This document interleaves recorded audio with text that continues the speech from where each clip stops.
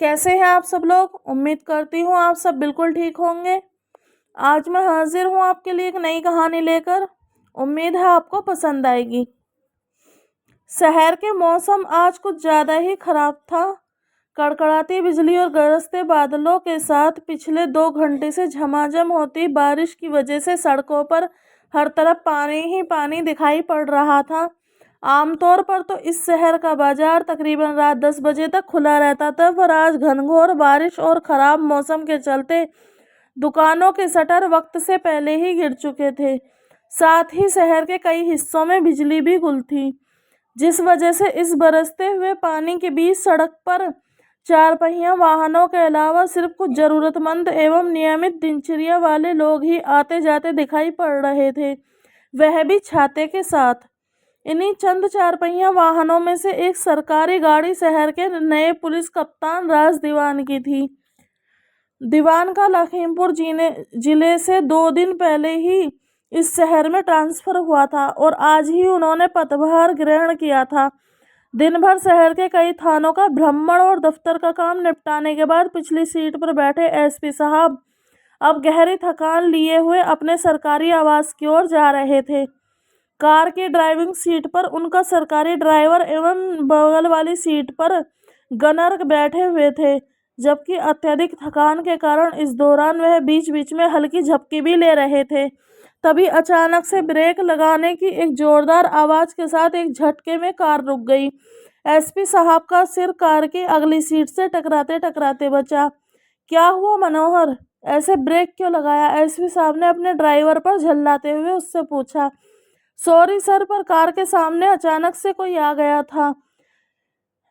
गाड़ी को सड़क पर ही रोककर गनर नीचे उतरा तो उसने देखा कि लगभग 35 साल की एक महिला उनकी गाड़ी के बोनट के ठीक सामने बदहवास सी खड़ी है। तेज बारिश के कारण उसका भीगा हुआ चेहरा एकदम साफ तो नहीं दिख रहा था, पर पास जाने पर गनर ने देखा कि वह महिला बेहद परेशान दिखाई पड़ रही थी। हेलो मैडम, यही गाड़ी मिली थी क्या सुसाइड करने के लिए आपको? अभी एक्सीडेंट हो जाता तो कल मीडिया में हम पुलिस वालों और हमारे साहब को विलेन बनाकर दिखाया जाता। चलिए हटिए सामने से। गनर की बात सुनकर वह महिला करीब आ गई और उसने लगभग गिड़गिड़ाते हुए बताया कि वह जानबूझ के इस गाड़ी के सामने आई है, वह एसपी साहब से मिलना चाहती है। महिला की बात सुनकर गनर ने उसे सुबह ऑफिस आने के लिए कहा, पर वह लगभग रोते हुए हाथ जोड़कर एसपी साहब से मिलने की गुहार लगाने लगी। एसपी राज दीवान एक बेहतरीन और होनहार पुलिस अधिकारी थे। उन्हें जनता की उतनी ही चिंता होती थी जितनी कि अपने परिवार की। गाड़ी के बाहर महिला का हंगामा होता देख वह स्वयं भी कार से उतर आए। हालांकि कार में इस वक्त छाता मौजूद नहीं था, पर फिर भी उन्होंने बारिश में भीगना मुनासिब समझा। एसपी साहब को अपने सामने देखकर वह औरत बेहद भावुक हो गई और जोरों से बिलखते हुए उसने अपनी करुणामयी समस्या उन्हें सुनाई। और महिला ने बताया कि वह पास की ही गली में स्थित एक फ्लैट में रहती है। उसका पति अत्यधिक शराब पीता है, साथ ही उसका किसी दूसरी महिला के साथ अफेयर भी है।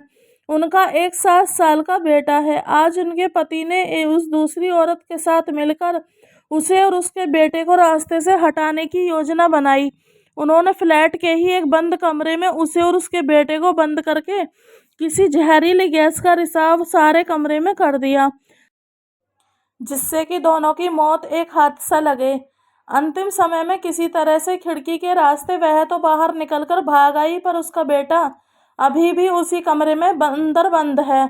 अगर उसे जल्दी नहीं बचाया गया तो उसकी जान चली जाएगी। महिला की बात सुनकर एसपी साहब दंग रह गए। बेहद संवेदनशील मामला था। महिला को साथ लेकर वह उसके बताए गए पते पर अपने गनर सहित लगभग दौड़ते हुए गए। इस दौरान उन्होंने क्षेत्रीय पुलिस को भी सूचना दे दी थी। जल्दी ही वह उस फ्लैट तक भी पहुंच गए। फ्लैट का दरवाजा बाहर से लॉक था। उन्होंने किसी तरह से उसे अंदर से तोड़कर अंदर मौजूद बंद कमरे को जैसे ही खोला, उनका दम घुटने लगा। अंदर सच में ही जहरीली गैस का रिसाव हुआ था। राज दीवान और उनका गनर अपनी नाक पर रुमाल रखकर तेजी से अंदर की तरफ गए। वहां एक कोने में फर्श पर उन्हें एक महिला पड़ी हुई दिखाई दी। महिला की गोद में एक बच्चा था, जिसने अपने चेहरे पर मास्क लगा रखा था।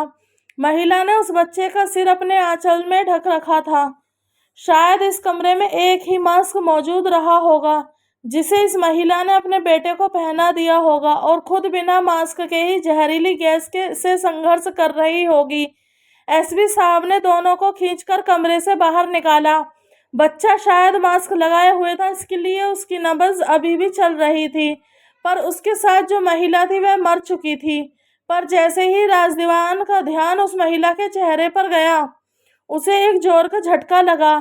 सिर्फ राजदीवान ही नहीं, उनका गनर भी बुरी तरह से चौंक गया था। आखिर ऐसा कैसे हो संभव था? यह मृत महिला वही थी जो उनकी गाड़ी के सामने आई थी और उन्हें सारा मामला बताकर यहाँ तक ले आकर आई थी। सिर्फ चेहरा ही नहीं, इस महिला ने हूबहू वैसी ही लाल साड़ी पहन रखी थी जैसी कि उसने पहनी थी। इस दौरान क्षेत्रीय पुलिस और एम्बुलेंस भी आ चुकी थी।